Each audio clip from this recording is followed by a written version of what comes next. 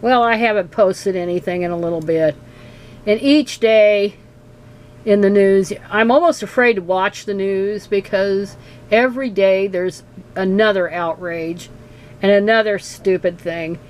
And at least the courts are offering a respite to this onslaught of fascism and absolute insanity by the likes of Trump and Musk and all their little P25 people. It ought to scare the goddamn living daylights out of anybody. And finally, you know, I've talked about how much contempt I have. Absolute contempt, not just for the Trump voters. At least they voted. At least they voted major party. I have nothing but contempt for those who voted third party and those who didn't vote at all. Because you voted for Trump. You didn't vote for your pet issue. You voted for Trump. So you can go to hell, as far as I'm concerned. Or you could go and suffer the way the rest of us are or are about to suffer. But for the courts. Thank God so far. But anyway, even some of the MAGA types are finally awaking from their stupor, their addled stupor, thanks to 40 years of nonstop right-wing propaganda, thanks to the Reagan administration, and I've talked about this, when they failed to reinstate the Fairness Doctrine back around 1987, and then we started getting all this hate radio and crap like Rush Limbaugh, who was a nobody in Sacramento, California, a no-name, and then all of a sudden he becomes this big star of the far right.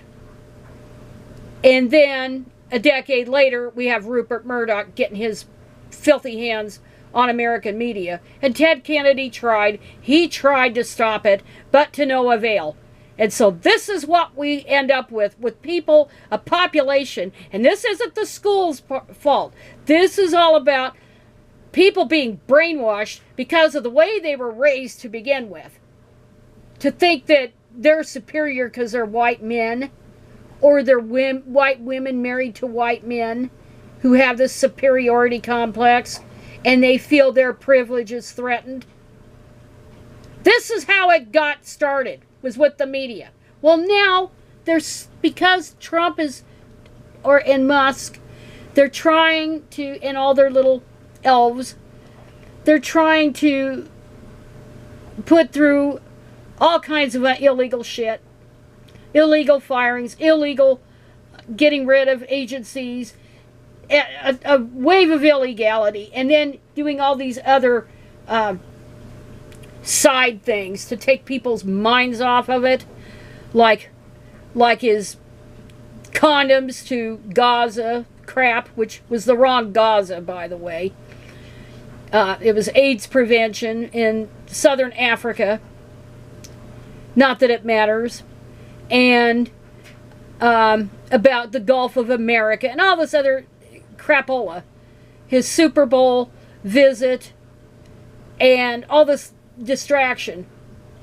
But people are finally waking up. They're finally, even the MAGA types. And you won't find an area of the United States with more of these wingnuts than the second congressional district of Oregon. It's full of them. I live in the 2nd Congressional District. Years ago, before around 1980, it used to be District 4. Medford and most of Jackson County, they used to be. And they had some Republicans like John Dellenbach, but they also had some good Democrats like Jim Weaver, who were really good, and then they went and they redrew the damn boundaries. I think that was 1980. And we've had a slew of these idiots. Robert Smith wasn't so bad. But of course, by that time, I'd already moved to Nevada, which was also District 2. A District 2. Almost the entire state of Nevada. And that was created in 1980. And that district has never, ever elected a Democrat. in all those years. There was Barbara Vukanovich, and then there was Jim Gibbons, and then I think it was Dean Heller. I could be wrong on that. And then it was this Amadei guy, and I think he's still in there. But they've never had a Democrat win that district. And the same is true here. I think in Oregon's 2nd district, because it's eastern Oregon and southeastern and southern Oregon, except for the coast, it's all wingnut territory. Okay? And with District 2 in Nevada, the one area that's purplish is Washoe County. But the rest of it, forget it. It's all wingnut country. Like Idaho. Anyway, and eastern Oregon. So, anyway, there's slowly these idiots that, you know, remember not too long ago they were talking about annexing to Idaho and all this shit. Well, it won't do them any good. Because now they're pissed. Now they're getting it. When it's affecting them, now they're pissed. And so, and not all of these were Democrats. They're such an endangered species in that part of the state. 2/3 of the state. It's not 2/3 of the eastern part of the state, I think is what old what's-his-face says. Basically the eastern 2/3 of the state. No, that's not that's worded really poorly, Josh Marshall. No, it's 2/3 of Oregon. The entire state is District 2. Not the eastern part of the state. 2/3 of the state. Starting from east of the Cascades and then down to all of the southern counties except Curry County, which is part of District 4. And then you have also Douglas County is also part of District 2. So no, Josh, it's not the eastern 2/3 of the state. It's 2/3 of the state that's in the south, southern, northern, and eastern. Okay. Anyway, they're pissed off. More and more people are getting pissed off. And we have this guy who replaced Greg Walden an election or two ago. And his name is Cliff Bentz. And he lives in Ontario. And I've talked about Ontario, Oregon a few times. And that's basically a suburb of Boise, Idaho. It's not very far. It's like 50 miles. And it's all spread out. I mean, you live there, it's right on the border. And when you see a map of Oregon, you think, oh, it's out in the middle of nowhere. But Ontario is right there on the border of Idaho. And down the road is Boise, Idaho. So, anyway, and I think his family's into all this anti-abortion shit and stuff. And anyway, I think he's was a rancher by trade, and I think maybe a lawyer. Let's look him up. I don't want to mess around here. Cliff Bentz. CliffBentz.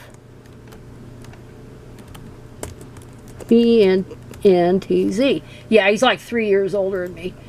Okay. He's a lawyer, a rancher. Yeah, I was correct. And a politician. So, anyway, he is 3 years and 3 days older. And he was born in Salem, and he has 2 kids, but he comes from a big family, as I remember. And I think they're Catholics. But anyway, none of that matters. It's the important thing is that he is representative, and the problem is his attitude when people in these town halls got pissed off. So here, and as Josh talks about, in Oregon's 2nd District, Representative Cliff Bentz got a rude awakening in 4 town halls he held this past week. And he's one of the rare birds in the GOP who's actually going out to town halls. There was that one guy in Florida that also got his ass reamed. And he was arrogant. At one point, back to Josh, in his town hall in La Grande, and that's right in the northeastern part of the state. He chided the audience, saying a lot of representatives had refused to even hold town halls. So we're supposed to kiss his ass just because he's actually doing what he's supposed to be doing. And the rest of them are lazy fucks who don't want to face the music. God. So, yeah. So, anyway, and then he says that this is an R plus 25. Yeah, it's heavily Republican. Anyway, from the LeGrand Observer, Oregon's Bentz tried to make it through his usual routine Wednesday, February 9th at his town hall in LeGrand, but the crowd was not having it. Residents from Union County and across eastern Oregon filled nearly all 435 seats at Eastern Oregon University's Mackenzie Theater for the opportunity to address the Republican from Ontario. Even more people packed themselves into the side aisles and stood right outside the theater doors to listen in. A vocal majority of the audience expressed frustration and anger with Donald Trump's executive orders, the firing of thousands of federal workers, and the actions of the Elon Musk-led Department of Government Efficiency. Then this. Members of the crowd started booing and jeering the congressman. People shouted, "Move on, we can read," in reference to the slides projected with the information, and told the congressman to get to the Q&A section. He went on to talk about the deficit. Oh, they always talk about the deficit. These assholes run a deficit. The Democrats always do better with the economy. They're always better on it. And the deficits shrink, or there even ends up being a surplus. But the Republicans always run it. And then they think, this is the lie they always tell you, is, oh, the deficit, we have to cut these programs that benefit people. But what they're really doing is they're wanting to, it has nothing to do with the fucking deficit. It's all about giving handouts to their rich donors. They're always about the rich donors. They are not about the American citizen. They're about the oligarchy, the plutocracy. That's what they're about. That's what the Republican Party has been about since the Reagan years, at least. And they're following the script of the Powell memo back in the early 70s that thought that the masses had too much money and the rich didn't have enough, and oh, this is such a bad thing. Oh, this is such a terrible thing. So they planned long term how they were going to steal from everybody to benefit the few. That's why you have so many billionaires now. That's one of the huge reasons why. When I was a kid, there were only 4 in the entire world. And that was Howard Hughes, that was Ross Perot, that was J. Paul Getty, and that was, oh shit, who was the other one? H.L. Hunt. Those were the 4 that were still alive. And then there were only 2 prior to that. John D. Rockefeller, the original, and Henry Ford. That was it. That was it. Yes, that's when a billion was worth a billion. But that was all there was. And then all of a sudden we started getting this shift. Moving, and it's a wealth transfer. It's an income transfer. The communistic transfer of wealth that everybody labeled communistic is given to the rich. And Reagan started that in earnest. And then you started getting all these billionaires, and then you had all this outsourcing of jobs, so-called, to these slave labor countries so they could cut the standard of living here in the United States for the masses. Sorry. To turn it into a service economy instead of a manufacturing one. You know, I was screaming from the rooftops back then. But it went on unabated. And yet, the people that voted for that shit, well, hey, they fell sucker for the damn affirmative action, or they fell sucker for the social issues. All a bunch of goddamn fools. Every last one of them. Goddamn fools. The Republicans are about picking your pocket while you're being distracted, picking your pocket to enrich themselves and their wealthy donors. And now they're not even hiding it. Now they want to get rid of democracy. Heaven forbid that people fight back at the ballot box. And I'm not so sure this last election wasn't rigged to some extent in Trump's favor. But now they want to dismantle it. They can't fucking leave the country. These assholes can't fucking leave the country. They want to take this country and fuck it up for the rest of us. So anyway, people are getting mad now. And I think Donald Trump is going to rue the day he ever pardoned that J6 crowd. They thought, hey, we'll have them and they'll just kill the left. Well, I don't think so. Maybe one here and one there. Don't think so. But back to Josh. Bentz was heckled, argued with constituents, and at one point told a recently fired forest management worker that she was welcome to join a class action lawsuit. What an asshole. Anyway,